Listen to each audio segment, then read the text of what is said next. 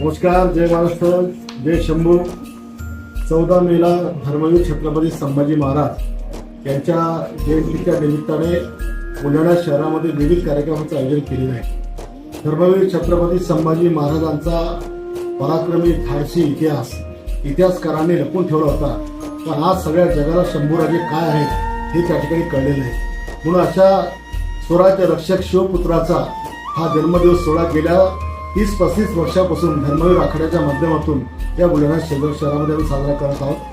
याही वर्षी आम्ही 12 तारखेला गीत राधाई हा कोल्हापूरचा खूप मोठा कार्यक्रमाचं आयोजन गांधी भवन या ठिकाणी केलं आहे.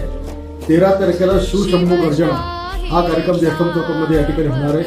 13 तारखेला सायंकाळी 5 वाजता पृथ्वीराज गायकवाड यांच्या नेतृत्वामध्ये शहरामधील मुख्य रस्त्यावर मोटरसायकल रॅली होईल.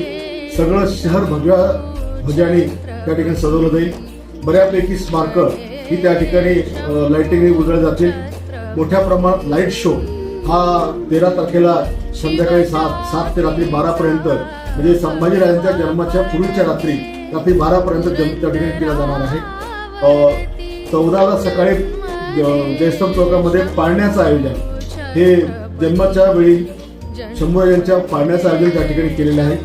दुपारी छत्रपती शिवाजी स्मारकांपासून 5 वाजता मोठ्या भव्य दिव्याच्या रॅलीला त्या ठिकाणी सुरुवात होणार आहे. या रॅलीमध्ये कोल्हापूरचं सोलापूरचं लेझिम पथक असणार आहे, केरळचं टायगर पथक असणार आहे, कोल्हापूरचं मर्दानी खेळाचं पथक असेल, धर्मवीर आखाड्याचं पथक त्या ठिकाणी असणार आहे, बुरहानपूरच्या 5 देवींच्या नृत्याचं पथक याच्यामध्ये असणार आहे. त्याचबरोबर जवळपास 8 फुटाचा बजरंगबली हा हवेमध्ये आपल्याला ड्रोनच्या माध्यमातून वायुक्रमण करताना आपल्याला त्या ठिकाणी दिसणार आहे.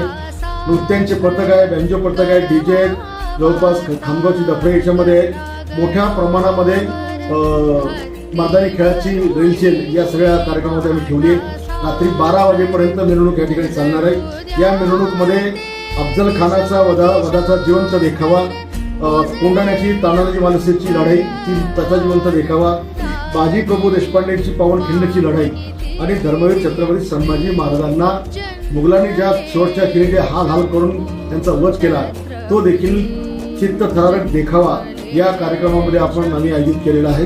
बुलढाणेकरांना आणि सर्व शंभूप्रेमींना, शिवप्रेमींना आणि सर्व हिंदू बांधवांना, तमाम या महाराजांना सगळ्या मानणाऱ्या माझ्या अनुयायांना विनंती आहे की या 2-3 दिवस चालणाऱ्या कार्यक्रमामध्ये आपण सर्वांनी आपला सक्रिय सहभाग नोंदवून या उत्सवामध्ये, हा उत्सव लोकोत्सव म्हटल्यापेक्षा